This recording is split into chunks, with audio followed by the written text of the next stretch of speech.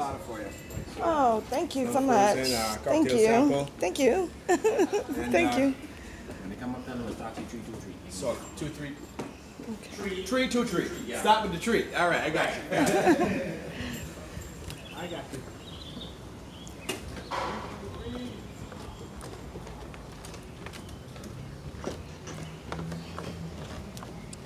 All righty. All right, folks, so as I mentioned, the convoluted path to a nation, our first Chief Justice goes astray and breaks the law, running a sugarcane plantation there for profit.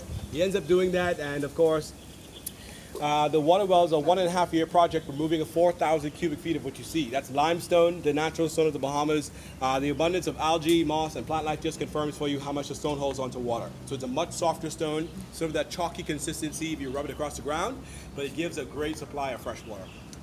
Only 2 feet of water remaining though, and that's accumulated through rainfall. That'll go up and down about a foot throughout the year. But folks, one more thing about the building. If you're a fan of those James Bond films, Casino Royale, it was the movie that they shot here, a movie scene I should say, from the a scene from the movie. They call the building the Nambutu Embassy of Madagascar, a fictional embassy, but high intensity action scene, folks.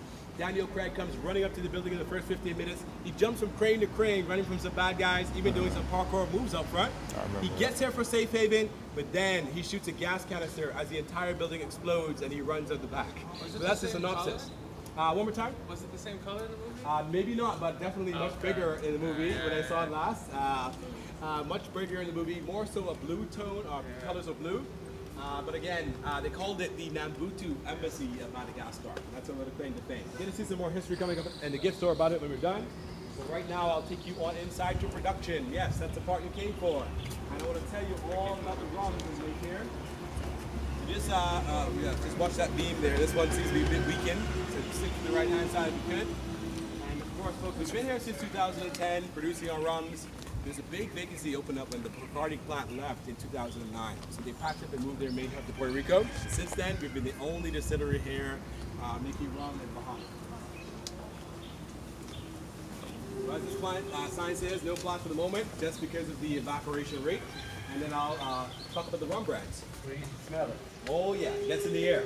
But I want to tell you folks, we shortened our window of aging in the Bahamas. We're not going 1 to 12 years to produce a full-bodied rum. We're doing that within 5 years. So right on top, each brand of rum is represented in the barrels, and you get to come on over, give these a good shake and smell. There's a hole in front of each. I'll talk about each brand of rum as we progress from 2 to 5 years. They're all made from sugarcane. This is you get a molasses derived from the fermentation process. But our first brand up is going to be the pale rum. 2 years old, 40% of alcohol, and a nice citrus variety. We know he likes rum. Mix it with your tropical cocktails of nature first. That smells pretty good. Daiquiris, rum punches, rum dums, variety of lemonade cocktails, all working well with your 2-year-old rum. Here's the amber rum, your medium-bodied pot still rum. 3 years old, but citrus for the spices that you get. A little bit of a peppery finish at the end for balance, which makes it great for cooking and baking. That's going to be the one that's most versatile, actually. Your rum cakes, fruit cakes, Christmas cake, cocktails like pina coladas, Bahama Mamas, a nice rum punch mix, and your rum and coke on the rocks is going to fit well with your amber rum. Your honey-colored bottle and chart, gold rum just after the 3-year mark. Both are for the cocktails. Both are 40% of alcohol, but the 4th and 5th year are the ones that we enjoy neat on the rock specific.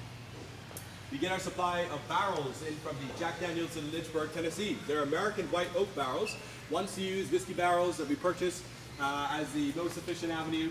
The crafting is done by the Coopers at Jack Daniel's. They're charring the barrels about 1/8 of an inch on the inside. And folks, the burning is done to release the natural oil. That's what we need. It adds to our rums, giving it color, flavor, and aroma, getting much darker in time. But of course, 3rd barrel in line is going to wake you up, so take your time with it. It's a 4-year-old single barrel. That's the name of it. Our high-proof, cask-strength rum. That's at 66.2% of alcohol. 132 proof, just below the flammable mark there. So this one you can actually take as plain, but you've got pure unfiltered rum, 2/3 pure alcohol, and it skips a triple filtration of coconut bark and charcoal that the other 3 rum brands receive post-aging. Ooh, that's so strong. this one really wakes you up, yeah, for sure.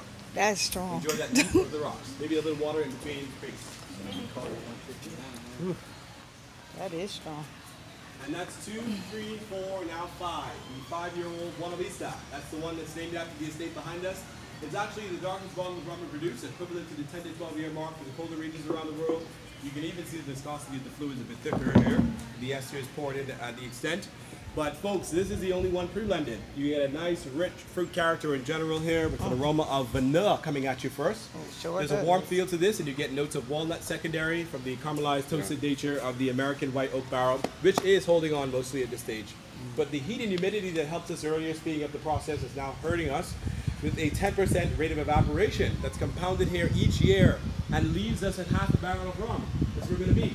Believe it or not, yeah, 50% is gone by 5 years. The 10 to 12 year range for the colder regions usually comes along with a 2% evaporation rate. So they're holding on to most of their rums, the supply of the rum. 90 to 93% of it.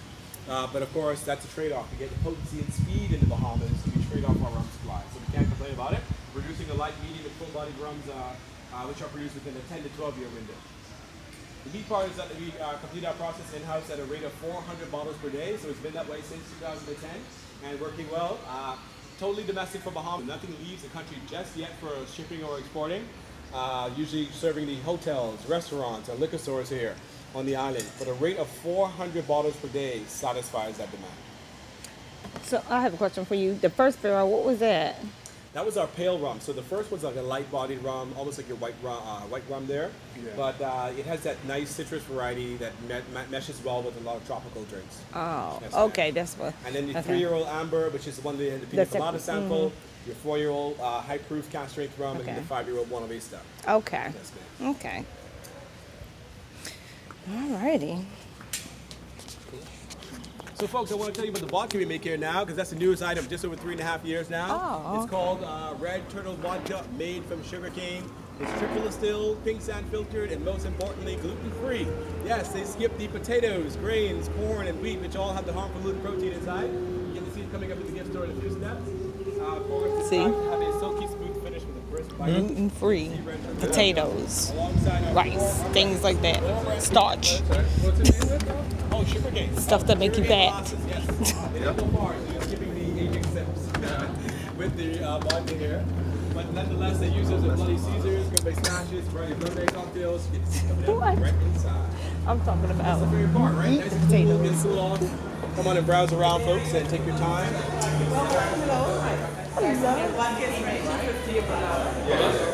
Y'all have one? Oh, yeah, I have one. Thank you. You're allowed 2 bottles of person and chili free. And everything is just hotel locally, so it's not shipped outside of the country. Okay? Hi. So the amber rum is the most popular rum used in our pina colada as well. And great with your rum cakes as well. So we do not ship no export, none of them. They're just The pale rum is the one that I was asking about. That's the one I want. The pale rum or the amber rum? You can do some shots at the bar. You want to buy whatever the products are. Okay. You want me to get one? Or no? Huh? I said you like one. Do we get it from over there or get one right here? Sample one first. I'll sample one first. I don't want to buy it if I don't like it.